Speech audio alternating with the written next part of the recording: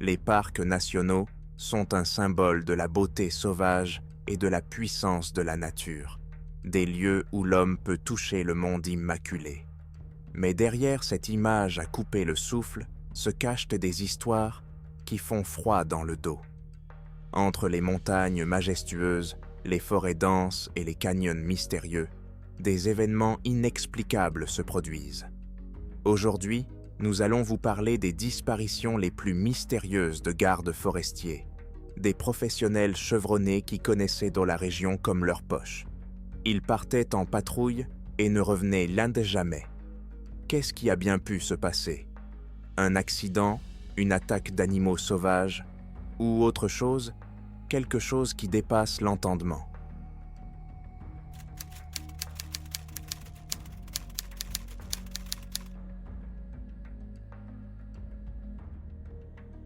Le parc national de Yosemite, situé en Californie, est célèbre pour ses majestueuses falaises de granit, ses cascades et ses forêts denses.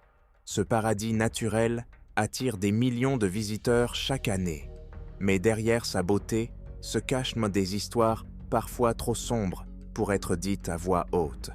L'une d'entre elles est la disparition du ranger Joseph Joe Michelson au cours d'une patrouille de nuit en novembre 1995. Joe, qui travaillait depuis 34 ans pour le service des parcs nationaux, était connu pour son dévouement et sa connaissance approfondie de l'écosystème local. Originaire de la petite ville de Mariposa, il rêvait de travailler dans le Yosemite depuis son enfance. Ses collègues le décrivaient comme un homme calme et posé, pour qui la nature n'était pas seulement un lieu de travail, mais une partie de la vie. Le 2 novembre 1995, Joe a pris son service de nuit avec deux autres rangers, Paul Warren et Sarah Green. Leur tâche consistait à patrouiller le long du Mist Trail, un itinéraire de randonnée populaire, afin de s'assurer qu'il n'y avait pas d'intrusion et de vérifier l'état des sentiers après les récentes pluies d'automne. L'itinéraire commence dans la région de Happy Isles et monte jusqu'aux célèbres chutes de Vernal et de Nevada. Vers 21h, le groupe se trouvait près du pont de la rivière. Mer cède lorsqu'un épais brouillard s'est soudainement levé. C'était étrange, car le temps était clair jusqu'à ce moment-là. Le brouillard semblait anormalement dense, comme un mur absorbant la lumière des réverbères. La température chute et les rangers décident de faire une pause pour ne pas se perdre. Vers 21h30, une faible lumière commença à apparaître dans les profondeurs du brouillard. Elle était blanche et vacillait un peu, comme les flammes d'un feu de camp, mais elle était trop stable et immobile. Joe supposa qu'il pouvait s'agir d'un groupe de campeurs qui avait enfreint les règles en campant au mauvais endroit. Il décida d'aller vérifier la source de la lumière, demandant à Paul et Sarah de rester sur place. Joe est armé d'une torche et d'un talkie-walkie qu'il garde allumé pour rester en contact avec ses collègues. Quelques minutes après la disparition de Joe dans le brouillard, la communication avec lui commence à se rompre. Paul et Sarah entendent sa voix calme qui signale qu'il s'approche du phare. Mais soudain, le signal s'est affaibli et un bruit étrange s'est fait entendre. Une combinaison de grésillements, d'interférences et d'un bourdonnement silencieux. De temps en temps, on pouvait distinguer des mots dans les interférences, mais il semblait l'homme dépourvu de sens. Paul tente de contacter Joe, mais il n'obtient aucune réponse. Au bout de quelques minutes, la radio était devenue complètement silencieuse. Sarah commence à paniquer, mais Paul insiste pour qu'ils restent là où ils sont. Ils décident d'attendre un quart d'heure avant de le suivre. Bientôt, leur décision fut vaine. Joe n'était pas revenu et la lumière dans le brouillard avait disparu. À minuit, Paul et Sarah appellent des renforts. À 2h du matin, d'autres rangers arrivent comme dans la région et les recherches commencent. Cependant, un épais brouillard persiste, rendant la visibilité et l'orientation difficiles. L'équipe de recherche a commencé à parcourir la zone, mais n'a trouvé aucun signe de Joe ou de la source de lumière. Le lendemain matin, le brouillard se dissipe, révélant un sentier humide et gai, glissant parsemé de feuilles. Près du pont qui enjambe la rivière Merced, les chercheurs trouvent la radio de Joe. Elle a été posée sur un rocher, comme si elle avait été soigneusement mise en place. Lorsqu'ils l'ont allumée, ils ont entendu de faibles interférences et des sons décousus ressemblant à une voix humaine. Cependant, il est impossible de déchiffrer les mots. Au cours de la semaine, alors que les recherches se poursuivaient, des témoignages ont commencé à parvenir de la part de randonneurs qui affirmaient avoir vu quelque chose d'étrange la nuit sur les sentiers. Un randonneur a déclaré avoir vu d'étranges lumières dans le ciel. Les gardes forestiers participant aux deux recherches ont également noté des phénomènes inhabituels. Certains ont parlé de changements soudains de température et du sentiment d'être observé. Un chercheur a signalé que sa boussole avait commencé à indiquer la mauvaise direction alors qu'il s'approchait d'un pont enjambant la rivière. Après 2 semaines de recherches infructueuses, l'enquête officielle est achevée. Le rapport indique que Joe Michelson est probablement mort en tombant de la falaise ou dans la rivière.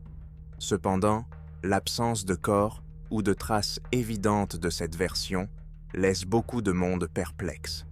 La famille de Joe Michelson refuse d'accepter cette version. Elle insiste sur le fait qu'il était trop expérimenté pour s'être simplement perdu ou avoir commis une erreur. La femme de Joe, Catherine, a demandé une nouvelle enquête, mais sa demande a été rejetée.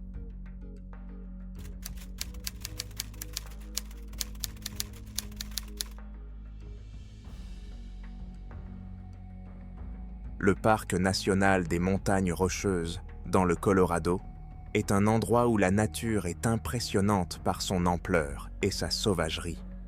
Des centaines de kilomètres de sentiers tels que Bear Lake Trailhead, Emerald Lake Trail et Flattop Mountain Trail attirent les randonneurs par leur beauté, mais peuvent se révéler un piège mortel pour ceux qui ne sont pas suffisamment préparés. Jonathan Hartman, un ranger expérimenté avec 20 ans d'expérience, connaissait ces terres mieux que quiconque. Ses supérieurs et ses collègues lui faisaient confiance et le considéraient comme un professionnel capable de relever tous les défis. Hartman n'était pas seulement un défenseur de l'environnement, mais aussi un guide qui mettait souvent en garde les touristes contre les dangers des hauts plateaux, tels que les tempêtes de neige soudaines ou les animaux sauvages. Le 24 octobre 2003, Jonathan est chargé de vérifier les sections de Forest Canyon Pass et d'Odessa Lake, où des randonneurs en détresse ont été signalés. Ces zones sont connues pour leurs difficultés, montées abruptes, sections rocheuses et forêts denses. Hartman a quitté le point de départ de Bear Lake Trailhead vers 7 heures du matin, indiquant par radio qu'il pensait terminer le détour dans la soirée. Cependant, Jonathan n'est pas revenu à l'heure prévue. Les tentatives pour le contacter par radio étant restées vaines, ses collègues se sont inquiétés. Le lendemain, une équipe de gardes forestiers et de bénévoles a commencé à passer la zone au peigne fin. La première chose qu'ils ont trouvée, ce sont des traces sur le sentier du mont Flattop qui mène au point de départ du sentier du lac Fern.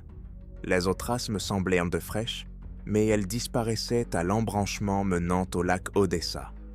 Cet endroit se trouve à une altitude d'environ 3000 mètres, dans une zone où la forêt dense se transforme en prairies alpines.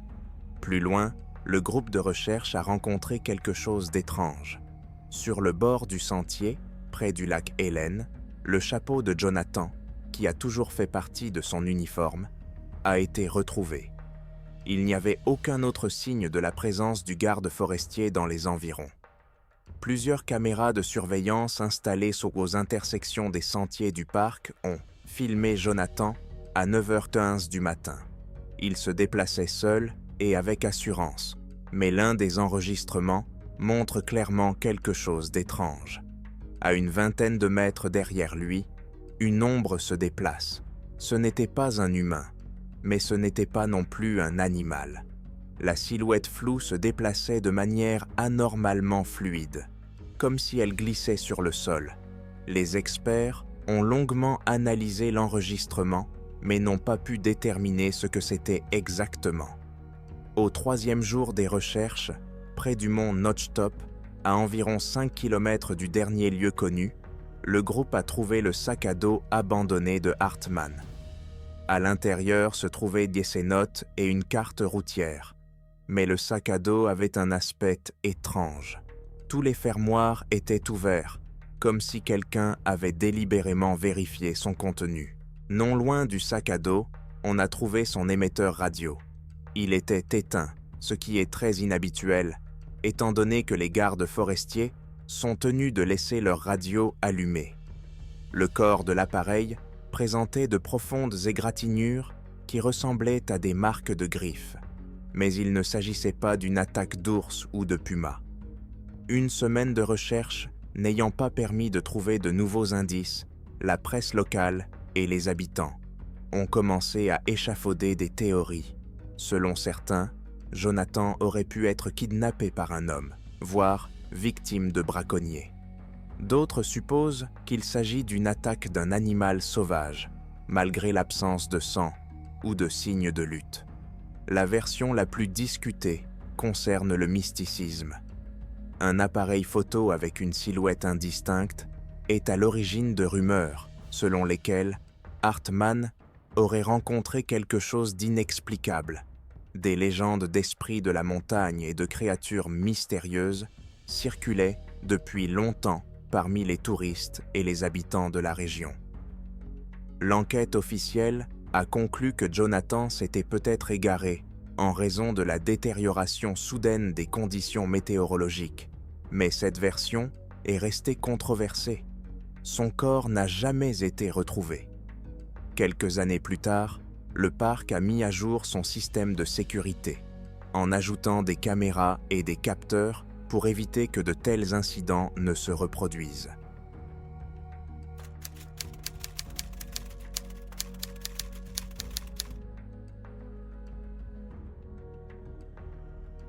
Le parc national des glaciers, dans le Montana, est depuis longtemps réputé pour sa nature sauvage et ses paysages époustouflants. Parmi ceux qui patrouillent chaque jour sur ces sentiers, veillant à la sécurité des randonneurs et à la santé de l'écosystème, les gardes forestiers sont particulièrement respectés. Cependant, même les plus expérimentés d'entre eux ne sont pas à l'abri de l'imprévu dans cette terre inconnue. Au cours de l'été 2004, un incident s'est produit qui reste encore un mystère. Le 13 juillet, 2 rangers, Michael Ransom et Danny Walsh, partent en patrouille sur l'un des sentiers les plus reculés du parc, le Ptarmigan Tunnel Trail. Leur tâche consistait à vérifier l'état du sentier après les fortes pluies récentes et à voir si les traces d'ours repérées par les randonneurs représentaient un risque. Le sentier, qui mène au célèbre tunnel creusé dans la roche à plus de 2000 mètres d'altitude, est connu pour son terrain difficile, ses falaises abruptes et ses vents tourbillonnants. Michael Ransom, vétéran de 37 ans de service, était un homme sur lequel on pouvait compter en toutes circonstances. Calme et méthodique, il connaissait le parc comme sa poche. Son partenaire, Danny Walsh, 29 ans, vient de commencer à travailler à Glacier, mais il s'est rapidement révélé être un employé énergique et attentif. Ensemble, ils forment une excellente équipe. La patrouille commence le matin, alors que les montagnes sont enveloppées d'un épais brouillard. Le sentier, habituellement très fréquenté en été, est vide ce jour-là.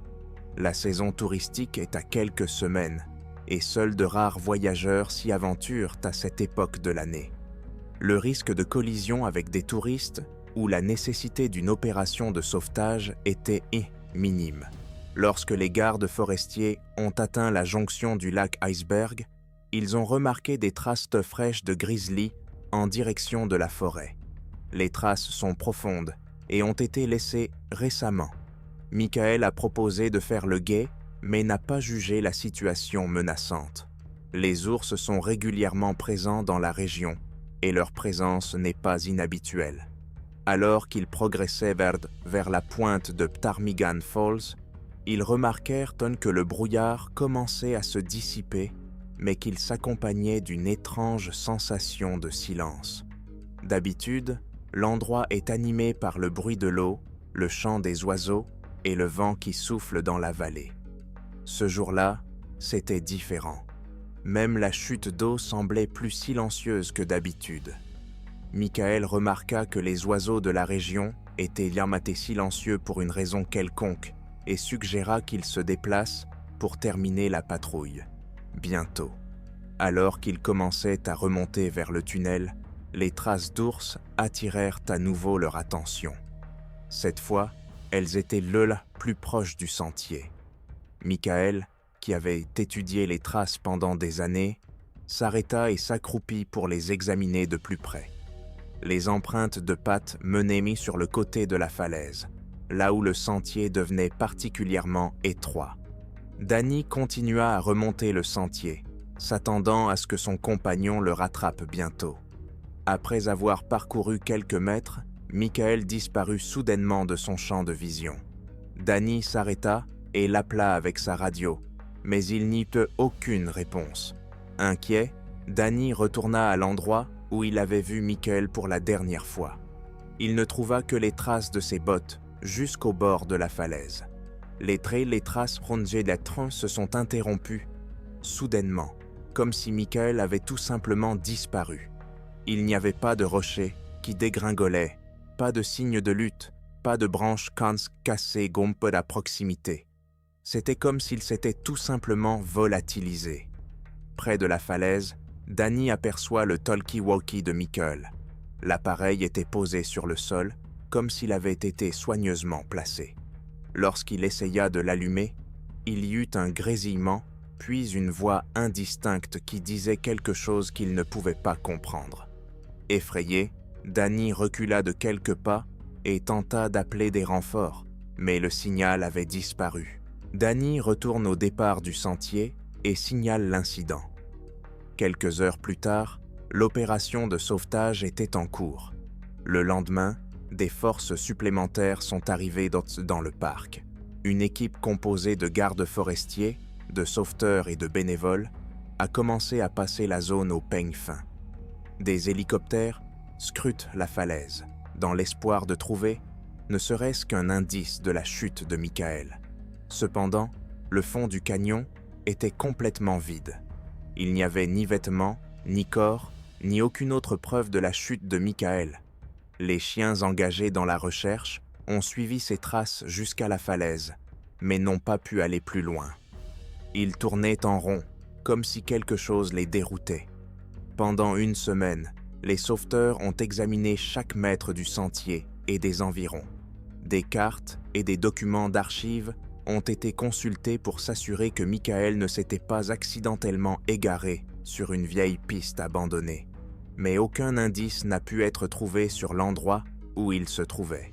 La falaise est devenue le terminus, et personne ne peut expliquer ce qui s'est passé ensuite.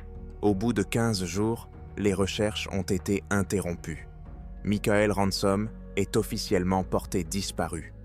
Pour nombre de ses collègues, c'est un coup dur. Il était considéré comme l'un des meilleurs gardes du parc et sa disparition semblait impossible. Certains ont émis l'hypothèse que Michael était peut-être tombé, mais que son corps avait été traîné sous des rochers ou dans une crevasse. Cependant, l'absence de toute trace de chute rendait cette théorie douteuse. D'autres ont avancé l'hypothèse d'une attaque d'animaux sauvages, mais il n'y avait pas non plus de signe de lutte.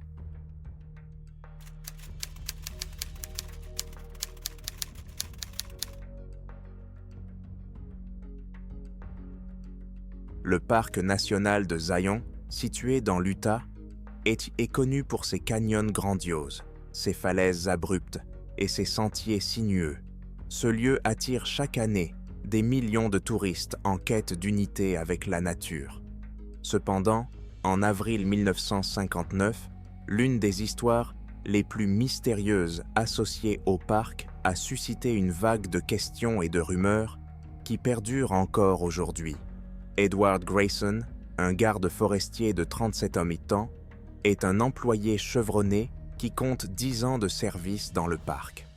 Au cours de ces années de service, il était devenu non seulement un expert en matière de sécurité et d'opérations de sauvetage, mais aussi un homme vers qui ses collègues se tournaient pour obtenir des conseils. D'un naturel agréable et posé, il était connu pour son amour de la nature et son approche professionnelle de son travail. Sa disparition a été un choc pour tous ceux qui le connaissaient. Le 8 avril 1999, Edward part pour sa patrouille matinale. Son itinéraire le conduit à travers l'une des zones les plus visitées du parc, l'Observation Point Trail, qui mène à l'un des points de vue les plus pittoresques, surplombant le canyon. Le travail du garde forestier consistait à vérifier l'état du sentier après une récente chute de pierre et à confirmer qu'il était sans danger pour les randonneurs. Contacté à 8h15 du matin, Edward a indiqué qu'il avait atteint la moitié du sentier et qu'il n'avait pas remarqué de dégâts majeurs. Il prévoyait d'atteindre l'extrémité du sentier, de mener une enquête et de revenir vers midi.